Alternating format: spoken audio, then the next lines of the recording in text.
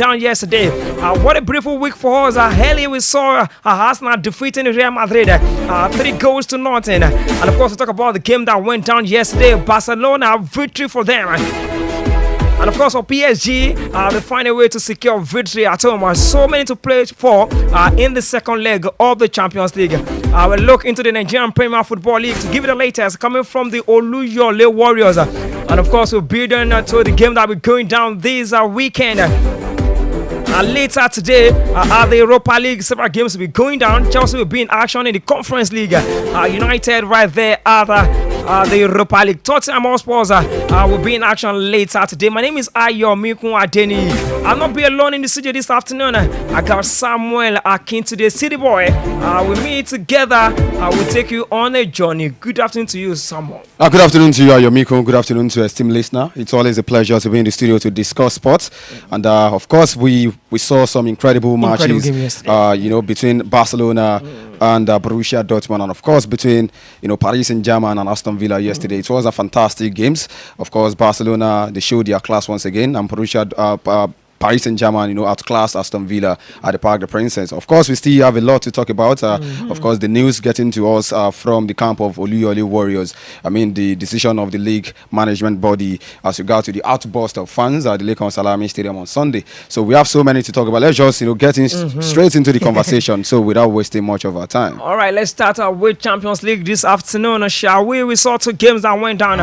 Barcelona, the way I told me yesterday, again, Borussia Dortmund, they won the game 4-0. And for PSG, yes, they won yesterday against Aston Villa, 3-1. City Boy, let's start from these two games that went down yesterday. We saw Barcelona against all odds, they find a way to defeat Borussia Dortmund 4-0. Was it even against all odds? They were the favourites going into that game. I mean, on paper, they were the favourite, but then we saw what happened. We saw Dortmund last season, they played at the finals of the Champions League. Yeah, finalists last season, and now playing against Barcelona. They lost gallantly. Yeah, a fantastic performance from Barcelona yesterday. They were very, very ruthless yesterday. What an incredible performance from the team. And they showed their class once again. And they showed the reason why they've been the best team and the most consistent team in Europe this season. Highest scoring team in the UEFA Champions League. They've scored 36 goals now, and in just 11 matches. So you can see how brilliant they've been, and you see, for me, I think they have proven to be the best team in Europe, and going into this Champions League, nobody actually gave it to them, but they've shown their class, and we can just say that they are a team to beat in this competition if you want to win the league. I think for me, they are the clear favorite to actually win the Champions League this season. Against Real Madrid, the Champions, don't forget. Real Madrid are on their way out of the Champions League.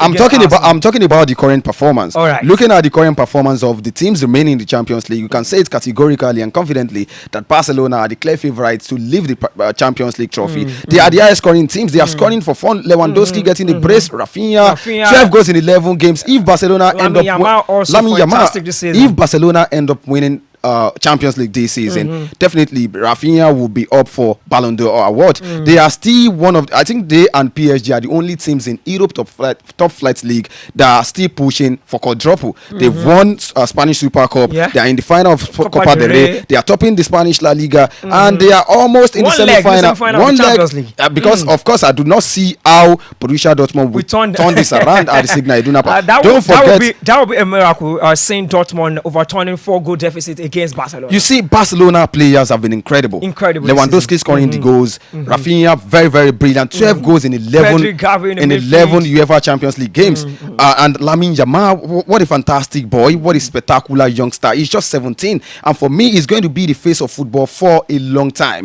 Look at the way he's playing. As someone actually described and said that it's as if the god of soccer sent him to those who did not watch Messi play for Barcelona. Definitely. And I think that was the perfect description of Lamine Yamal. He has been very, very incredible for them. I wonder what he's going to do when he's 25. At 17, he's pushing, he's balling at the bigger stage, scoring goals for Barcelona, winning goals for them. Don't forget, he has won the UEFA Euros already. Of course, and he won the youngest player of the tournament. He has won the Golden Ball already, and I can tell you that if Barcelona can go all the way to win a treble this season, he will also be nominated for Ballon d'Or at 17. So it's impressive how Barcelona have been all season. And for me, I saw it coming yesterday. I said for so many reasons they were the favourites going into that game yesterday, not because of their current form, but because of their season overall. They've been very, very brilliant, and they have quality. And also they have a very good manager as well. Their list, you begin to wonder where are these guys coming from.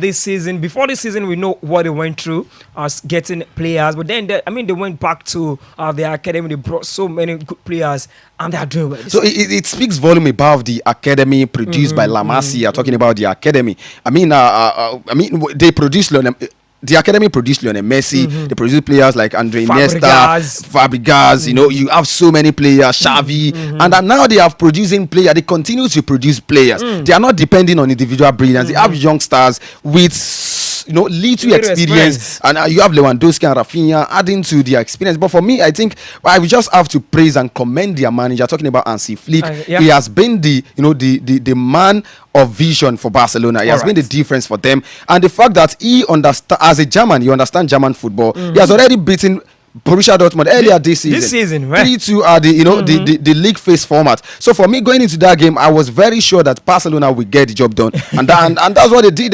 They scored 4 goals. We still have the second leg to play, but there's nothing to play for the second leg. But then this is just football. We never can tell. We never can tell. But I do not see Dortmund coming back, to beat. But then we've seen several come back in the world of football. We saw Chelsea doing it against Napoli several other times. I am not disputing the fact that against Barcelona. We saw Barcelona come back. I'm not disputing. I would not be surprised. I am not disputing. I would not be surprised if Real Madrid also come back against Arsenal. Of course, it is possible. So it's possible. It is possible to say that comeback can happen, an upset can happen. But when you put this game into context and begin to to compare both teams in terms of quality and resources, you would see that it is almost impossible for Dortmund. They have Adeyemi in that team. Adeyemi carry. All right, let's talk about PSG. It's not endorsed for Barcelona. All right, let's talk about PSG right about now. We saw them yesterday also against Aston Villa right there in France. Yes, good game for PSG. Also, they won their game at home against Aston Villa. 3-1. Yeah, for PSG yesterday, they dominated that game.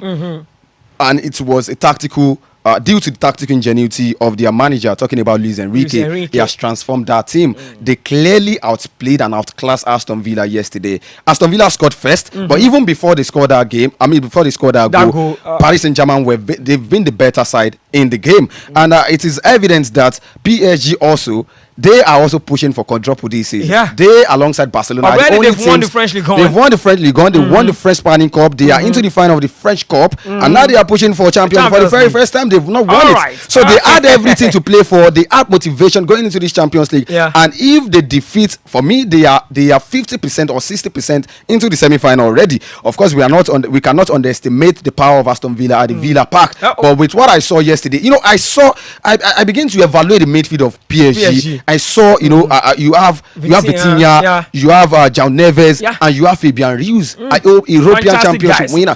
And then you begin to see that they have quality to actually stand toe-to-toe, head-to-head with any club in the world. Let's talk about Aston Villa also. We know that they have quality in that side also. They've been doing brilliantly. Marcus Rashford also. We saw if we take the team head-to-head, Aston Villa also have quality. I said it yesterday that game was 50-50. I didn't really expect that Paris Saint-Germain would play Aston Villa. They would clearly dominated them. I didn't see it coming because of the fact that Aston Villa also have an experienced manager, a Syria European winner in Unai Emery, and they have quality. The addition they made in the January transfer has been brilliant for them. Marcus Rashford, Marco Asensio, who has won Champions League several times with Real Madrid, and they have so many players. So I was expecting a balanced game, but it happens that PSG were just the better side yesterday. But it is all to play for. I cannot say that the tie has been decided yesterday.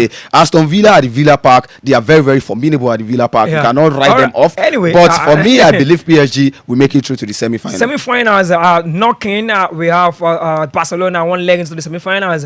We have Arsenal also one leg. You have Inter Milan as well. And you have PSG. One leg. So it's going to be a big one right there. I think it's going to be Barcelona, versus Inter Milan, the PSG versus Arsenal in the semi-final. Come on, it's going to be a big one. Honestly. Away from Champions League now, guys, let's talk about the Nigerian Premier Football League. Yesterday, we saw Lobby Stars of Makurdi playing against the league leaders, Remo Stars of Ikene, which ended in a 2-2 draw. Quite unfortunate for Remo Stars that they didn't capitalize on that to actually extend their lead to 8 points. If they had gotten 3 points yesterday, it would have been 8 points clear of Rivers United that are second on the log. But it's still a good one for them. I mean, they are still 6 points clear of the second place team, Rivers United, and we just have 7 more matches to go, and they are going to play, I think, 4 or 3 of those matches at home. So you could see that they are still in the pole position to actually win the league for the very first time in their history. However, for Rivers United, they will see that, I mean, we are reducing the gap, and with 7 games to go, anything can happen. Of course, if they cannot beat Lobby Star at a neutral ground. Don't forget that Remo will still be coming to Ibadan to play against Shooting Stars of Ibadan. But quite unfortunately, but they will be playing behind closed doors, so it's more or less it's the big advantage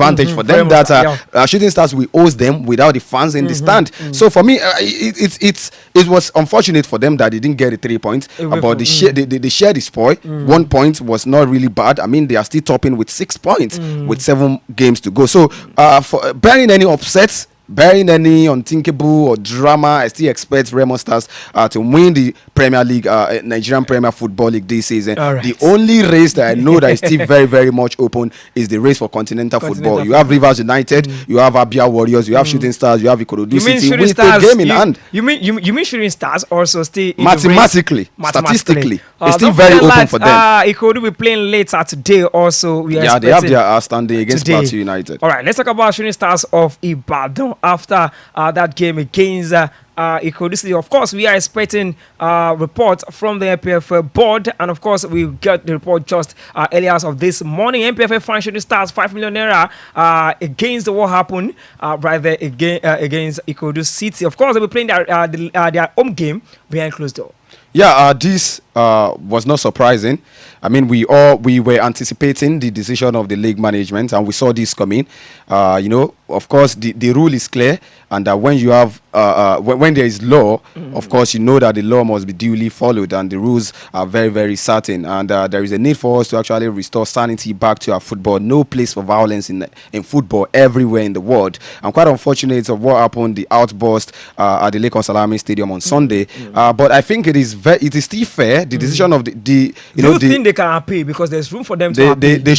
They cannot appeal, because 5 million, they do not have any evidence to actually make a case against the decision of the league management. We know what happened money should on not Sunday. Be the problem. It should not be the problem. They are, like I said, they have the money to pay. They were very fortunate. The punishment is very, very fair. They were fortunate that no points was deducted, and there is no total banishment from the stadium, because we've seen so many similar cases, and we've seen the verdicts of the league management, and so paying 5 million, peaceful. We all know about a peaceful ground.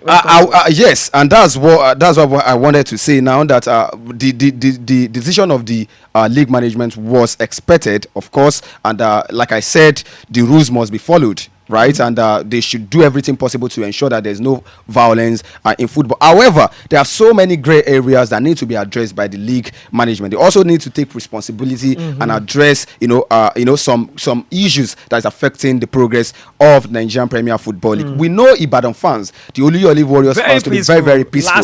Last season they won the best supporters of the season because of their peaceful conduct throughout the season. So it means that something must have triggered their reaction on Sunday. I'm not justifying what happened, but something must have triggered their reaction, and one of the things that triggered the reaction was the poor and bad officiating of the central referee Olufunmilayo Alaba on that day. So for me, I expect the NRA, the Nigerian Referee Association, and the league body to also see to it they should actually review the performance of the center referee on that day, and if she's found guilty, then they should also punish her duly. And also they also failed woefully with their appointment of the match referee. You have a derby involving a Lagos-based team and Oyo-based team. Then you appointed a referee from Ogun State who based in Lagos State. So there's no balance. There's no, there's no there's no impartiality there. There's no balance. So to ensure that this issue does not reoccur again, they need to ensure that when they are appointing a referee, match official, it has to be very, very balanced. If they have brought someone from maybe the north or the south to officiate that game, I'm very sure nobody will have been questioned their decision to actually award the game for a referee from Ogun State. So it was, I think that was the genesis of the problem on Sunday. Yeah. All right, guys, we are seeing on to sport today on Honor 103.5 FM. We're going on a short commercial break right about now. And when we return from this break, we talk more on the Europa League games that will be going down later today. Don't go anywhere. We'll be right back. On 103.5 FM.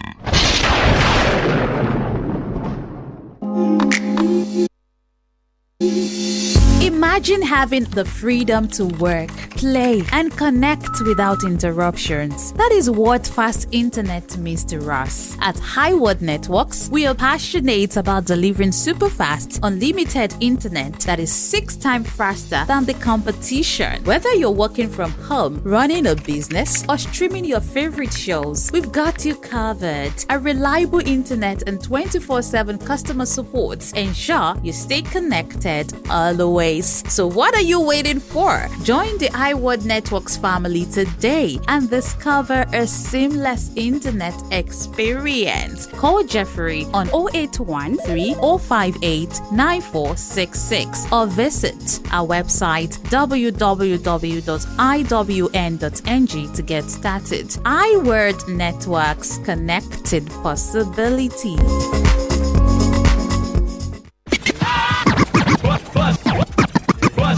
On 103.5 FM.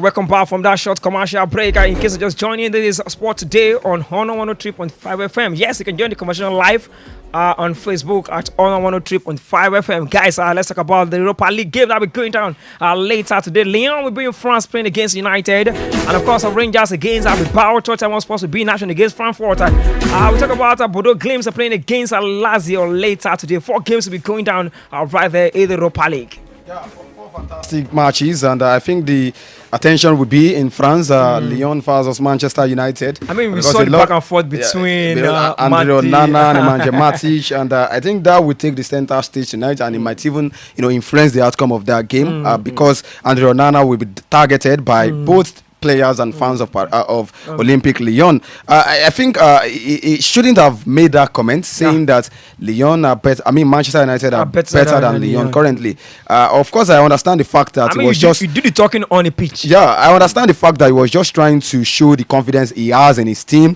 and not like being disrespectful to the opponent. However, of course, a lot of people will read meanings to what he said, especially when you put the current form of Manchester United into contest. 13 in the Premier League, and you are saying your team is better than a team 5th in the French Ligue 1. I mean, it's inappropriate and not really. I was not expecting that comment. He shouldn't have made that comment. In the first place. And also, Nemanja Matic saying that Andrea Onana is one of the worst goalkeepers in United history. I think that was totally uncalled for. Is unprofessional and very, very harsh, especially when you know that Nemanja Matic played for Manchester United before. So I think he should have been more professional with his response to Andrea Onana. So I just hope United, I hope Andrea Onana especially will be mentally and physically ready for whatever he's going to face on the pitch today, because Lyon will want to capitalize and of course, on that. He needs to prove himself. Yes, that's why